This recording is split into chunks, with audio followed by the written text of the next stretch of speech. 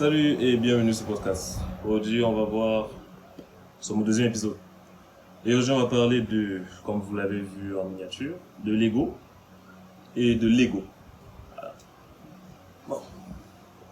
Commençons tout d'abord par l'ego, si vous voulez bien. Comme j'aime à l'appeler, le plus sain de tous, ou le plus sain des deux. Voilà. Donc, comment est-ce que je conceptualise la chose? Elle est assez simple en fait. Pour moi, cet ego, c'est juste en fait ce petit truc que tout un chacun a, qui le rend différent, qui le différencie en fait de l'autre. Basiquement, c'est juste ça, ça s'arrête là. C'est c'est votre moi en fait, c'est l'incarnation ou la perception même de votre conscience en fait. Hein. Oui, de votre conscience. Oui. Si on voit selon Freud, on a le ça, le moi et le surmoi. Donc dans ce cas de figure, vous êtes le moi. Petite explication, le ça représente toutes vos pulsions en fait. Et le surmoi représente plus ou moins toutes les règles qui régissent ce vous. Donc, les règles de la société, les règles de votre environnement plus proche, ainsi de suite. Bref, les règles qui sont imposées à vous et que vous devez plus ou moins, dans la plupart des cas, respecter. Hmm. Concernant l'ego, maintenant, celui-ci. Ouais. Oui. Je vais l'appeler le plus malsain des deux. C'est pour moi une sorte de dégénérescence, pas dans le terme mathématique, on va pas expliquer la mathématique ici, mais c'est une détérioration complète et lente, mais surtout sûre de l'ego. Vous voyez que ça aide, non? Le fait que je ne fasse qu'afficher ego et ego pour savoir où est-ce qu'on est, actuellement. Bon. Et donc, en gros, cet ego est une dégradation, une détérioration même, je dirais, lente et complète de votre être, de votre moi. Il vous détache de la réalité, fondamentalement. Et il vous attache à des trucs plus ou moins, je voudrais pas dire non réels, mais assez utopistes, en fait, on va dire. Du fait qu'en fait, il vous sépare de la réalité même. Ouais. C'est que, si vous êtes à une position de pouvoir, vous n'êtes pas lié aux personnes que vous dirigez. Votre régime devient un régime totalitaire. Et donc vous faites beaucoup plus de mal que de bien. Parce que votre système n'a pas d'auto-évaluation, si je peux dire ça. Parce que tout ce que vous dites est considéré comme la vérité absolue. Et si quelqu'un s'oppose à ce que vous dites, il est considéré comme un traître. Et il est plus ou moins banni ou tué. Un exemple palpable et concret serait de prendre le cas de l'URSS au temps de Staline, oui, où on a eu l'implantation même du marxisme. Et on avait ce personnage qui a vraiment existé, Iosif Vissarionovitch Tchoukachvili Staline, oui, qui n'hésitait pas à exécuter ou à tuer tous ceux qui semblaient vouloir même s'opposer au régime. Ouais. Et je vais laisser les traitements qu'il faisait à Nikita Khrouchtchev à ce temps-là. Pour plus d'informations, pouvez vous documenter.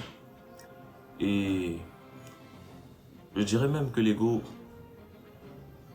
si nous ne l'arrêtons pas, et si individuellement tout le monde succombe à cela, on ira droit vers l'enfer. L'enfer sur terre, sans vous le dire, littéralement. Si vous voulez, vous pouvez lire l'archipel de Goulag, c'est exactement ça. Vous avez des régimes totalitaires qui existent partout. Le truc, c'est que une société devient pareille, c'est pas du haut vers le bas, non. C'est que tout le monde en même temps, sur tous les plans, sur toutes les échelles, sur tous les plans de la société, c'est c'est maladif.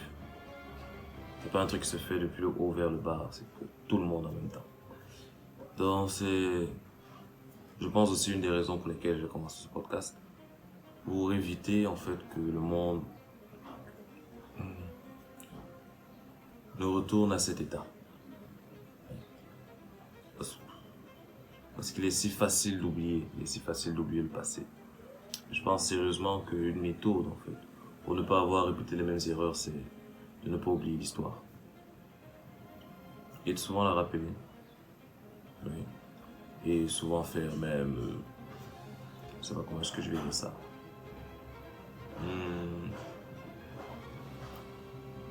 Des petits jeux avec, pour que le monde puisse toujours s'en souvenir. En réalité, vous avez deux voies, vous avez deux chemins possibles. Vous pouvez choisir de devenir quelqu'un ou faire quelque chose. Faire quelque chose qui vous tient à cœur. Si vous choisissez de devenir quelqu'un, vous entrez dans un jeu de statut. Comment est-ce que je vais dire ça? Le match vu, en théorie. Vous êtes là, pas pour plaire, mais pour vous faire plaire. Un truc plus genre. Pour que les gens vous voient, vous voyez, pour que on vous reconnaisse, entre guillemets. Mais le truc avec ça, c'est que tôt ou tard, vous finirez par violer vos propres principes. Vous finirez par ne plus être vous. Ce qui est, à mon humble avis, mauvais. C'est littéralement comme vendre son âme pour la gloire ou l'argent. Et là, c'est beaucoup plus l'avidité si on parle d'argent. Mais vous voyez un peu ce que je veux dire. Pour la reconnaissance. Ou alors, vous pouvez décider de faire quelque chose et il est possible que vous n'ayez pas la gloire et la reconnaissance, mais vous faites quelque chose qui vous intéresse fondamentalement. Quelque chose qui vous intéresse fondamentalement, c'est quelque chose qui vous tient vraiment à cœur. Ouais. Et ça, on peut vraiment le lier avec l'ego. C'est lui qui vous différencie des autres et vous tapez là, à l'intérieur précisément, et vous décidez d'en faire quelque chose de grand. Bon. Concernant le business maintenant. Pourquoi est-ce que l'ego est mauvais pour le business? Tout d'abord, il faudrait qu'on commence par plus ou moins définir ce que c'est que le business.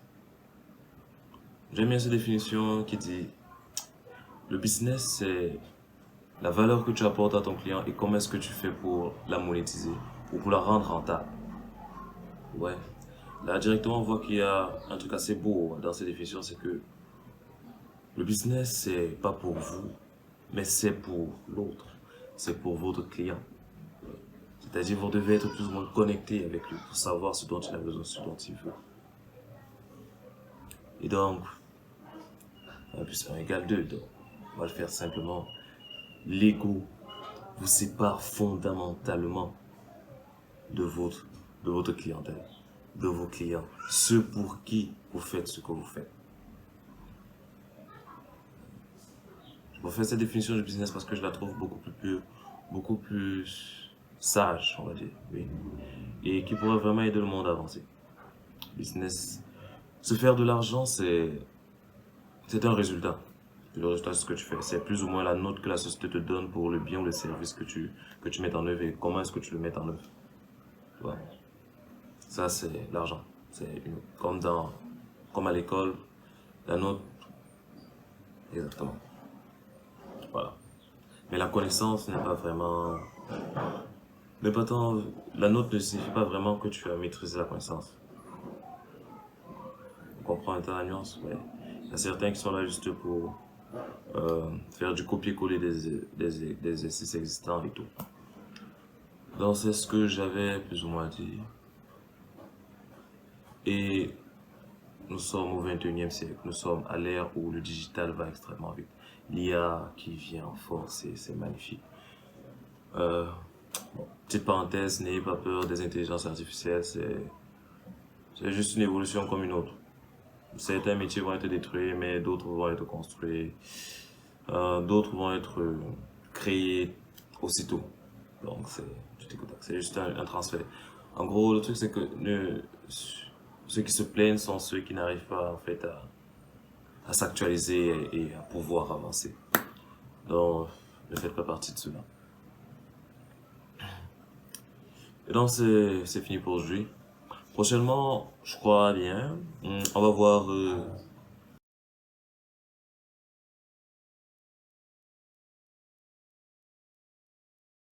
mal, bon, le bien et le mal, entre guillemets. Et je vous définirai comment est-ce que je vois véritablement le bien et le mal. Ok. Sur ce, merci d'être là jusqu'à la fin. Peace out.